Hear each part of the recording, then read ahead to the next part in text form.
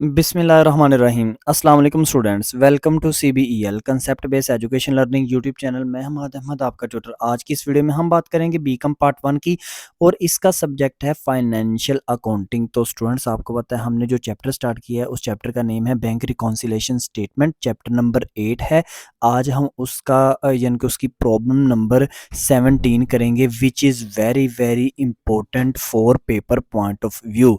तो students, video को start करने से पहले आप स्टूडेंट्स से ये रिक्वेस्ट है, वीडियोस को लाइक करें, चैनल को सब्सक्राइब करें और बेल आइकन को तो ज़रूर प्रेस कर दें ताकि जब भी न्यू वीडियो अपलोड हो आपको सबसे पहले उसका नोटिफिकेशन मिल जाए। अच्छा, तो स्टूडेंट्स, क्वेश्चन की रीडिंग करने से पहले ना आप स्टूडेंट से ये शेयर करना ज़रूरी है कि बैंक रिकॉन्सिलेशन स्टेटमेंट क्या है और ये क्यों बनाई जाती है। मैं बार बार हर क्वेश्चन के अंदर आपको एक्सप्लेन कर रहा हूँ।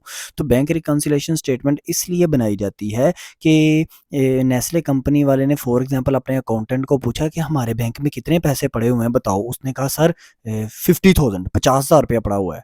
नेस्ले वाले ने कहा ओके, मैं बैंक वाले को ना फ़ोन करता हूँ। उसने अपने बैंक वाले को, बैंक मैनेजर को फ़ोन किया। फॉर एग्जांपल HBL में उसका अकाउंट है। बैंक मैनेजर से उसने कहा कि बताना ज़रा मेरे बैंक अकाउंट में इस मंथ के अंदर कितने पैसे पड़े हुए हैं। उसने कहा 40,000।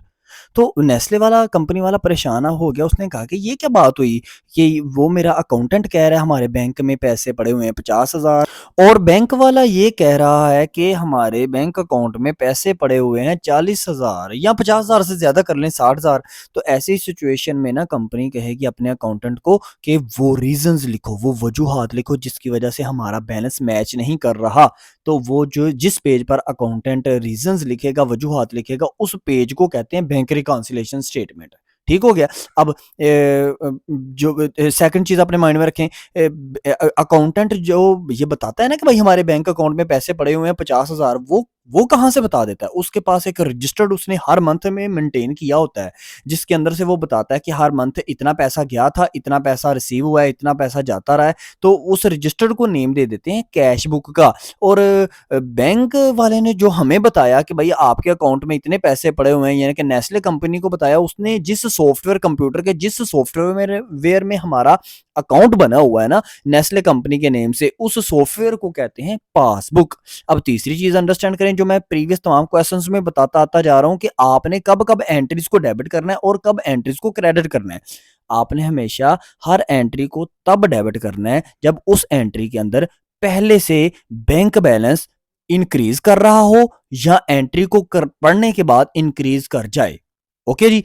और आपने हमेशा एंट्रीज को तब क्रेडिट करना है जब आपका बैंक बैलेंस जो है ना वो एंट्री के अंदर पहले से ही कम शो हो रहा हो, यानी कि डिक्रीज शो हो रहा हो, और एंट्री पढ़ने के बाद वो डिक्रीज होना शुरू हो जाए। अब ये जो हमारा क्वेश्चन है ना, क्वेश्चन नंबर 17, ये है रिवाइज कैश बुक का। आपको पता है क्वेश्चन नंबर 16 से हमारी रिवाइज कैश बुक जो है ना वो स्टार्ट है। तो क्वेश्चन नंबर 17 हमारा रिवाइज कैश बुक है। तो रिवाइज कैश बुक में हमेशा हमें पहले रिवाइज कैश बुक बनानी पड़ती है, फिर हमें BRS बनानी पड़ती है। तो रिवाइज कैश बुक में हमेशा हम वो एंट्रीज डालते हैं जिन एंट्रीज के आगे ये लिखा होता है ना कि but it was not entered in the pass in the cash book ना, या but it was not mentioned in the cash book, या but it was not return in the cash book. तो जिसके आगे ये वर्ड्स लिखे हो ना तो आपने उस एंट्री को ना रिवाइज कैश बुक में डालना है जब वो रिवाइज कैश बुक का क्वेश्चन कहे।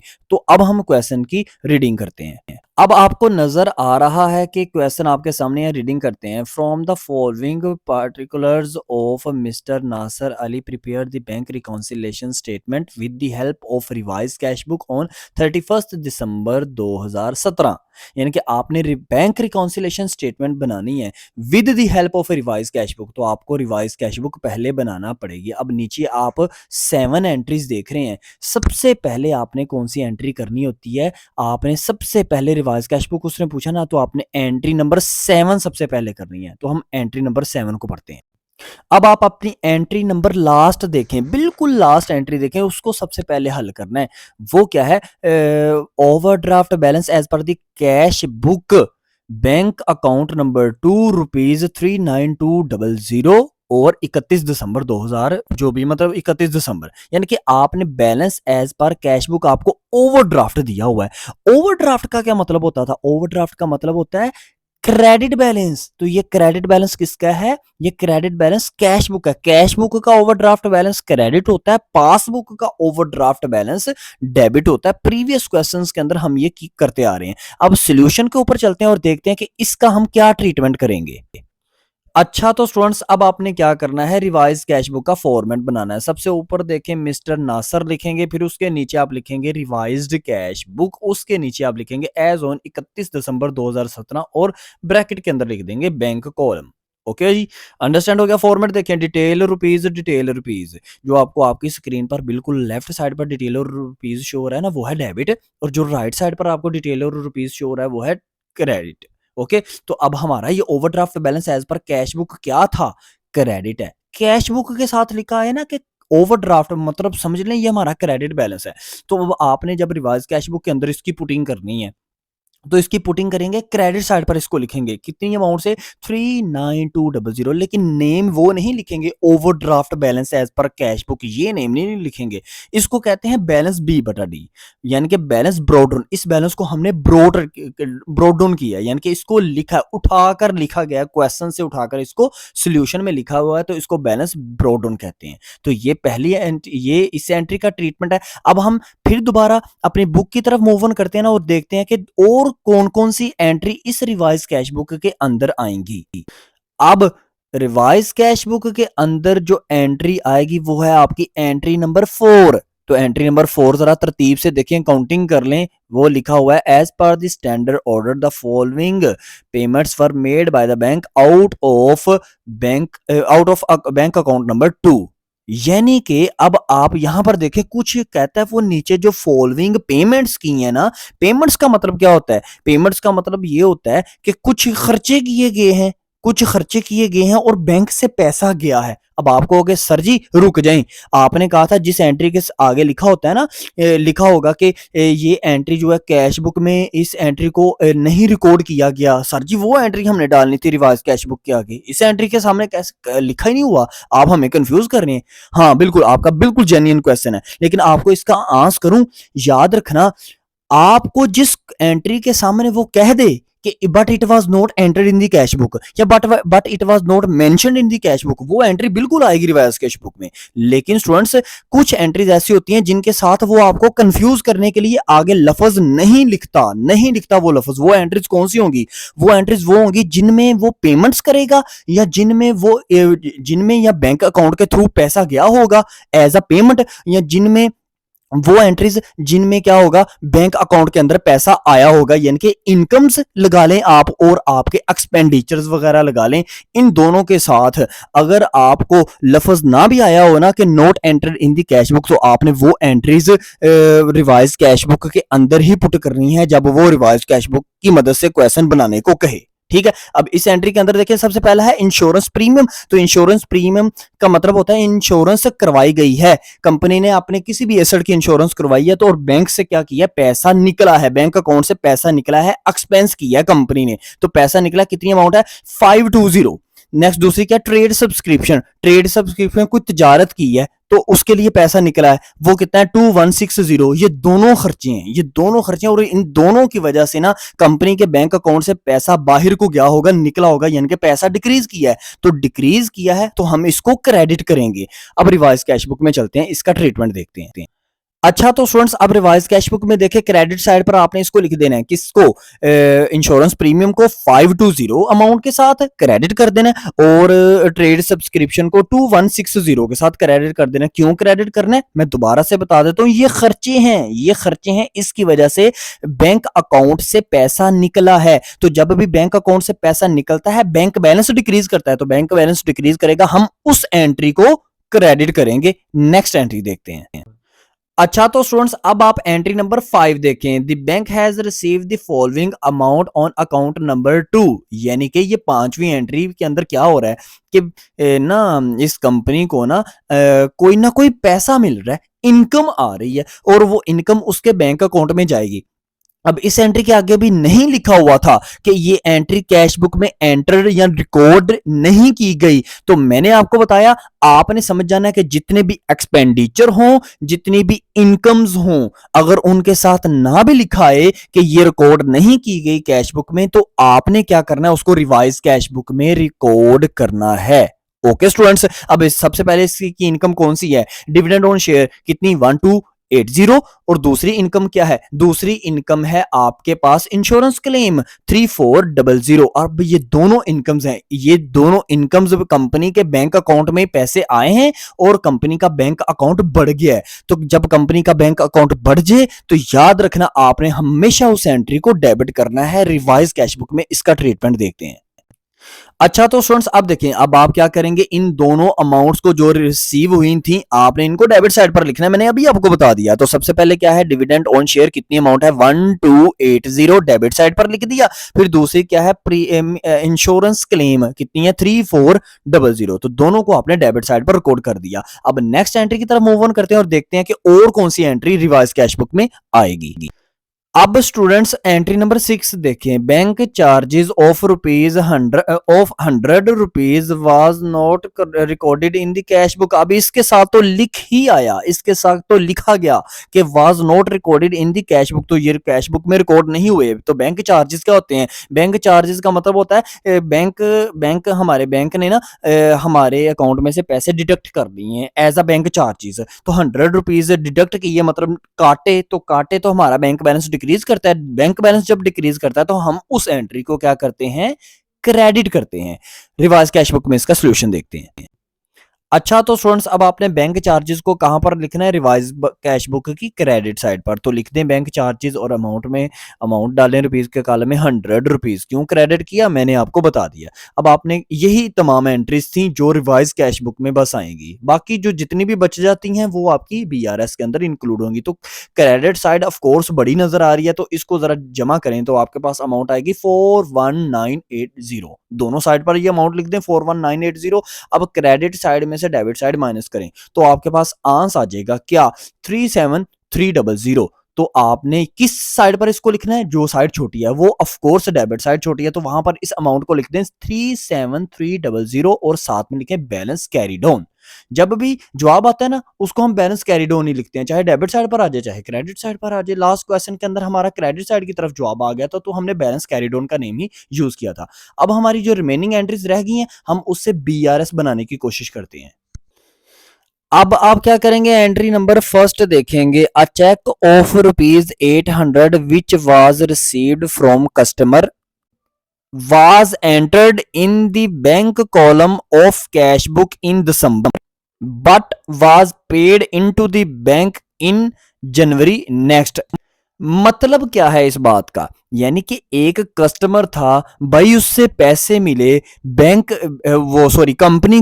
कंपनी ने वो पैसा अपने किसी बंदे को दिया, कहा बैंक में जाकर जमा करवा दो, और करवाना दिसंबर के मंथ के अंदर, क्योंकि हमने बीआरएस बनानी है दिसंबर के मंथ के अंदर 31 दिसंबर तक। वो बंदा इतना मतलब स्लो था ना, वो जनवरी के मंथ में जाकर पहुंचा। और मुझे बताओ, अगर वो जनवरी के मंथ में जाकर उसने हमारे पैसे यानी कि कंपनी के पैसे बैंक में जमा करवाए हैं, तो दिसंबर के मंथ में क्या बैंक बैलेंस हमारा इंक्रीज किया है? दिसंबर के मंथ में बताओ, दिसंबर के मंथ में इंक्रीज किया है? नहीं ना। हाँ, जनवरी के मंथ में इंक्रीज किया है। जनवरी के मंथ फॉर एग्जाम्पल अगर हम बनाते ना तो तब हम कह सकते थे हमारा बैंक बैलेंस इंक्रीज हो चुका है, लेकिन दिसंबर के मंथ तक ₹800 से हमारा बैंक बैलेंस जो है ना वो अभी कम ही है। तो कम है तो ये हमारे अनकलेक्टेड या अनक्रेडिटेड चेक हैं। ये क्रेडिट होते हैं ना हमेशा, इस वजह से ये क्रेडिट होते हैं, क्योंकि इनकी वजह से पैसा हमारे बैंक अकाउंट में उस मंथ के अंदर, जिस मंथ का हम बीआरएस बना रहे होते हैं, पैसा कम शो हो रहा होता है। तो जब भी पैसा कम शो हो रहा हो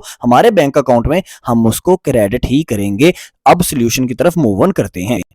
अच्छा तो स्टूडेंट्स अब इसका सॉल्यूशन देखें, ये बीआरएस की आइटम है तो अब हम बीआरएस बनाएंगे। आप लिखेंगे बैंक रिकॉन्सिलेशन स्टेटमेंट, डेट को लिखने की जरूरत नहीं है, आपने रिवाइज कैश बुक में डेट एंटर कर दी है। डायरेक्ट फॉर्मेट पे आए, फॉर्मेट क्या होगा, डिटेल, नेक्स्ट कॉलम क्या होगा, डेबिट या क्रेडिट का, और लास्ट कॉलम होगा अमाउंट का यानी कि रुपीज का। ये तो आप प्रीवियसली तमाम क्वेश्चंस के अंदर देखते आ रहे हो। तो सबसे पहले आप बैलेंस लिखोगे, तो बैलेंस लिखोगे balance as per revised cash book कितना, क्रेडिट बैलेंस है कितना, 37300। अब बहुत से बच्चों को ये भी नहीं पता चलता कि सर ये क्रेडिट बैलेंस आप क्यों लिख रहे हैं। सर वो रिवाइज कैश बुक में तो देखें डेबिट साइड छोटी थी, वहां पर बैलेंस आया था 37300। तो भाई एक बात मैं आपको बताऊं, जब रिवाइज कैश बुक का बैलेंस आपने बीआरएस में पुट करना है ना, तो जो साइड रिवाइज कैश बुक में बड़ी है ना उसका साइन आना है। तो रिवाइज कैश बुक में क्रेडिट साइड बढ़ी है इस क्वेश्चन में। प्रीवियस क्वेश्चन नंबर 16 में डेबिट साइड बढ़ी थी, तो तब हमने रिवाइज कैश बुक का जो बैलेंस बैंक रिकॉन्सिलेशन स्टेटमेंट में लिखा था उसके साथ डीआर का साइन यूज किया था। इसलिए हम इस क्वेश्चन के अंदर सीआर का साइन यूज करेंगे क्योंकि क्रेडिट साइड बढ़ी है। ओके, अब नेक्स्ट एंट्री क्या जी, एंट्री नंबर 1 ये अभी जो मैंने पढ़ी उसके आप क्या लिखेंगे, लिखेंगे cheque entered in the cash book but not send to the bank. यानी कि चेक को एंटर कर लिया था कैश बुक में, बैंक को सेंड नहीं किया। तो बैंक को सेंड नहीं किया इसका मतलब है बैंक बैलेंस कम शो हुआ है। मैंने अभी आपको डिटेल में एक्सप्लेन किया है ना, तो बैंक बैलेंस कम शो हुआ है। तो डीआर और सीआर के कॉलम में लिखे सीआर का वर्ड यानी कि सीआर का साइन, और अमाउंट के कॉलम में लिखे 800। अब ऊपर भी सीआर नीचे भी सीआर, साइन सेम हो, सीआर हो सीआर सीआर हो, डीआर डीआर हो, साइन सेम हो तो ऐड होती है एंट्रीज। तो आप अमाउंट को ऐड करें 37300, इसमें 800 प्लस करें तो आपके पास आएगा 38100। और साइन कौन सा यूज करेंगे, साइन यूज करेंगे बड़ी रकम के साथ जो साइन है, यानी कि 37300 के साथ साइन है क्रेडिट का, तो क्रेडिट का साइन आ जाएगा। अच्छा तो स्टूडेंट्स अब आप एंट्री नंबर 2 देखें। The trader has issue a cheque in December for ₹64,000 of which he has fined a check of ₹28,000 was cashed in December. A check of ₹14,000 was cashed on 2nd January and other was not presented at all। यानी कि मतलब समझें, total 64,000 के check थे जो issue किए। भाई check उस बंदे को इशू होते हैं, अंडरस्टैंड करें, मैं हर क्वेश्चन में बताता जा रहा हूं। कंपनी ने अपने किसी क्रेडिटर के पैसे देने थे 64,000 और देने भी थे दिसंबर के मंथ के अंदर। क्रेडिटर आया कंपनी के पास, कहता है भाई मुझे मेरे पैसे दो, 64,000 रुपया मुझे मेरा दो। कंपनी ने कहा कि भाई ये लो 64,000 रुपए का चेक, जाओ हमारे बैंक से जाकर निकलवा लो पैसे। लेकिन निकलवाना दिसंबर के मंथ के अंदर। उसने क्या किया, दिसंबर के मंथ के अंदर 28,000 का पैसा निकलवा लिया। अगर वो पैसा निकलवाएगा हमारा बैंक बैलेंस कम होगा ना, जी बिल्कुल सर जी, ऑफ कोर्स कम होगा बैंक बैलेंस। लेकिन उसने 64,000 नहीं निकलवाए, 64,000 नहीं उसने निकलवाए, उसने 28,000 उसने निकलवाए हैं अभी तक। और वो निकलवाए हैं दिसंबर के मंथ में, और बाद में वो जी नेक्स्ट मंथ गया 2 जनवरी को, और तब जाकर उसने 14,000 निकलवाए। और आगे लिखा हुआ है ना, but other was presented at all, यानी कि 14,000 भी और भी बकाया जितने भी अमाउंट के रह गए थे ना, वो सारे के सारे उसने नेक्स्ट मंथ 2 जनवरी को जाकर निकलवाए। अच्छा 64,000 में से ना 28,000 जो है ना उसको माइनस कर दें तो आपके पास अमाउंट बचती है, आपके पास अमाउंट बचती है 36,000। 36,000 के जो अमाउंट के चेक हैं वो उसने आगे वाले मंथ 2 जनवरी को जाके निकलवाए। लेकिन आपको क्वेश्चन वाले ने कंफ्यूज किया, उसने कहा मैं बच्चे को 14,000 रुपए की अमाउंट बताता हूं कि ये 2 जनवरी को जाकर नेक्स्ट मंथ में जाकर निकलवाइए, तो बच्चा क्या कर देगा, इसको डेबिट कर देगा अनप्रेजेंटेड चेक समझ के। और आगे मैं लफ्ज लिख देता हूं, but other was not presented at all, तो बच्चा कंफ्यूज होगा। आपने कंफ्यूज नहीं होना, but other was not presented at all का ये मतलब है वो कहता है 14,000 भी नहीं अभी तक निकलवाया और बाकी भी नहीं निकलवाया, आपको जस्ट कंफ्यूज कर रहा है। आपने ये समझना है कि 64,000 में से 28,000 को माइनस करें, बकाया 36,000 बचता है। तो आपने वो 36,000 अभी जो है ना मतलब आपका वो जो क्रेडिटर था उसने अभी आपके बैंक से पैसा नहीं निकलवाया, तो अभी तक आपका बैंक बैलेंस दिसंबर के मंथ में ज्यादा ही शो हो रहा है ना, कितने से, ये 36,000 से ज्यादा शो हो रहा है। तो आप क्या करें, इसको डेबिट करें, क्योंकि जब भी हमारा बैंक बैलेंस बढ़ेगा हम उसको डेबिट करेंगे, इसलिए अनप्रेजेंटेड चेक हमेशा डेबिट किए जाते हैं। सॉल्यूशन की तरफ देखते हैं।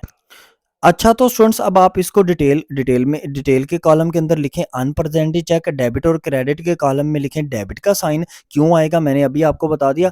रुपीस के कॉलम में लिखें आप इसकी अमाउंट है 36,000, और इसको आप देखो ऊपर वाला साइन है क्रेडिट का 38100 के साथ है सीआर और इस अमाउंट के साथ है डीआर। तो ऑपोजिट साइन हो सीआर डीआर आ जाए या डीआर सीआर आ जाए, आपने माइनस करना है। तो माइनस करेंगे आपके पास अमाउंट आएगी 2100 और साइन आएगा बड़ी अमाउंट के साथ, कौन सा था, सीआर का। अब स्टूडेंट्स आपकी नेक्स्ट और लास्ट एंट्री एंट्री नंबर 3 है, the banker has given a wrong credit cheque in account number 1 in respect of a check for rupees 18,000 which was deposit in account number 2। अच्छा तो students इस entry का करेंगे क्या करेंगे, ये कि देखो ना, ये एंट्री एक अकाउंट नंबर, हम कौन सा अकाउंट नंबर 1 बना, हम अकाउंट नंबर 1 बना रहे हैं ना, तो अकाउंट नंबर 1 के अंदर आपने एक पैसा पुट करना था, यानी कि बैंक हमारे बैंक वाले ने ना उसको क्रेडिट करना था 18,000 को, लेकिन उसने वो पैसा जो है ना वो क्रेडिट कर दिया कहां पर जाकर, अकाउंट नंबर 2 के अंदर। तो जब भी पैसा क्रेडिट करने की बात का मतलब ये होता है कि हमारे बैंक बैलेंस को वो इंक्रीज कर देते हैं, तो क्रेडिट का वो मतलब होता है, ठीक है ना, यानी कि क्रेडिट करना था, ये बात समझ लें, वो भी वो डायरेक्ट बात यही कह रहा है। अब अकाउंट नंबर 2 में क्रेडिट कर दिया, करना था अकाउंट नंबर 1 में, तो अब आप भी इसको रोंगली क्रेडिटेड ना समझ लेना, आप इसको कहीं डेबिट ना कर देना, सोल्यूशन में आपने इसको क्रेडिट ही करना है। हाँ, अगर रोंग अकाउंट नंबर 1 के अंदर ही रोंगली क्रेडिटेड होता तो हमने फिर उसको डेबिट कर देना था, लेकिन ये पैसा अकाउंट नंबर 1 का था, डाल दिया अकाउंट नंबर 2 में, तो अब आप उसको अकाउंट नंबर 2 से हटाओ, उठाओ और अकाउंट नंबर 1 में दोबारा बैंक वाले को कहो कि इसको डाल दो, तो वो क्रेडिट ही इसको करेगा। सोल्यूशन पर चलते हैं। अच्छा तो स्टूडेंट्स अब आप बीआरएस के अंदर क्या करेंगे, आप लिखेंगे कि wrongly credited in account number 1 instead of account number 2, ठीक है ना। तो आपने डिटेल के अंदर ये इंग्लिश लिख देनी है, ये स्टेटमेंट लिख देनी है, डीआर और सीआर में आपने इसका साइन यूज करना है सीआर का, और अमाउंट में अमाउंट लिख दें 18,000। आई थिंक सो कि मैंने 8,000 लिख दिया है, ये स्टूडेंट्स मेरी समझ लें कि मेरी गलती है, मेरी मिस्टेक है, मैं अपोलॉजी करता हूँ आपके सामने। आपने इसको 18,000 कर देना, मैंने गलती से 8,000 लिख दिया है, कहीं गलती ये मिस्टेक हो गई है मेरे से, तो आप इसको 18,000 कर लीजिएगा, ठीक है। अब 18,000 ये अमाउंट होगी, और ये है सीआर की, और ऊपर वाली अमाउंट जो है वो है 2,100, वो भी है सीआर और सेम साइन है, तो सेम साइन है, इसको ऐड कर दें, तो ये आपके पास अमाउंट बन जाएगी 18,000 में जब ऐड करेंगे 2,100, तो आपके पास अमाउंट आ जाएगी 20,100, और इसके साथ साइन कौन सा आएगा भाई, बड़ी अमाउंट के साथ जो साइन है वो 18,000 के साथ साइन था सीआर का। मैं दोबारा से कह देता हूँ, 18,000 आपने लिखना है, मैंने 8,000 गलती से लिख दिया है इसके सामने, ठीक है। तो अब देखें, अब ये हमारा बैलेंस एज पर पासबुक है, क्योंकि आपको पता है हमें क्वेश्चन में balance overdraft balance as per cash book दिया था ना, ओवरड्राफ्ट का मतलब होता है credit balance as per cash book था, तो अब ये हमारा बैलेंस आया बैलेंस एज पर पासबुक, अब इसको मैं डेबिट लिखूंगा। अब आप कहोगे सर रुकें, क्वेश्चन नंबर 16 के अंदर जब हमारा बैलेंस आया था ना एज पर पासबुक, सर जी उसको आपने वो एंड पर जो भी साइन ऊपर से चलता आ रहा था ना, यानी कि डेबिट का या क्रेडिट का, आपने एंड पर उसको चेंज नहीं था किया। आपने कहा था जब भी रिवाइज कैश बुक का क्वेश्चन होगा एंड पर उसको चेंज नहीं करना, बिल्कुल सही बात है मेरी, मैं उस बात से, उस स्टेटमेंट से पीछे नहीं हट रहा, लेकिन मेरी बात को समझिए।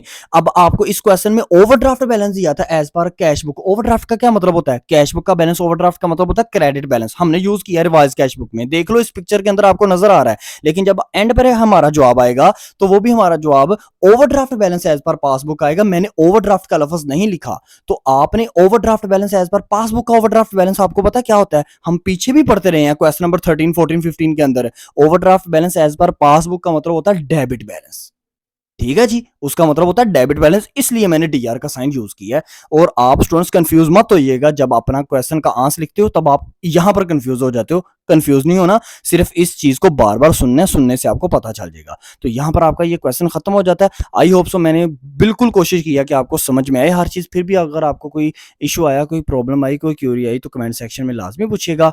वीडियो को ज्यादा से ज्यादा अपने स्टूडेंट में, अपने फ्रेंड्स में भी शेयर करें।